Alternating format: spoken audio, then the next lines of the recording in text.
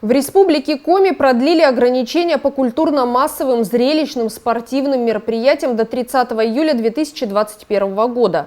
Как сообщает пресс-служба главы Коми, продлен запрет на работу ночных клубов, дискотек. Соответствующие изменения внесены в указ главы Коми о введении режима повышенной готовности. Кроме того, с 21 июня вводятся ограничения на заполняемость концертных, театральных и кинозалов не более 50%. Работодателям рекомендовано перевести 30% работников, а также работников старше 65 лет на дистанционный режим работы. 20 июня глава Коми записал очередное видеообращение из Республиканской инфекционной больницы, в котором рассказал о ситуации с коронавирусом в регионе, почему он заразился коронавирусом, если был привит и соблюдал меры профилактики. Я продолжаю лечение в Республиканской инфекционной больнице. Снова отвечаю на многочисленные вопросы, которые мне задают и большое количество знакомых людей, и коллег, и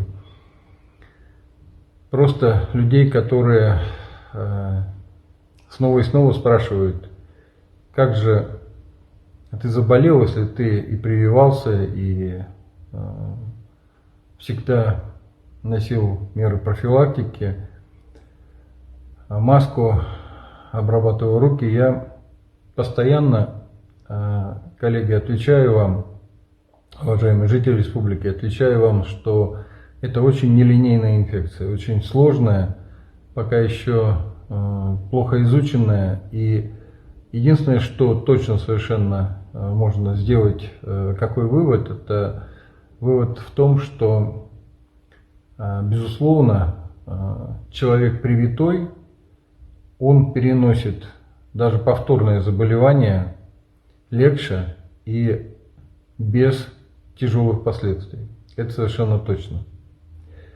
Вирус мутирует, и поэтому, к сожалению, действительно, тот иммунитет, который приобретается от первичных прививок, он может быть недостаточен для того, чтобы обезопасить 100% от повторного заболевания.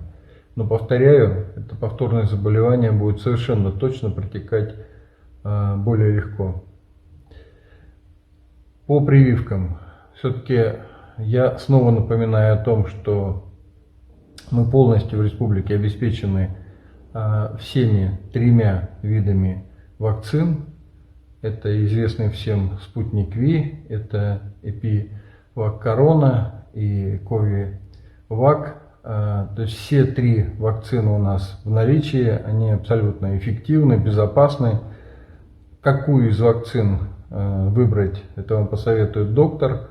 Я уже говорил, что записаться на прививку можно в любом медицинском учреждении, которое находится рядом с вами, либо через портал госуслуг по бесплатному телефону 8 800 554 0.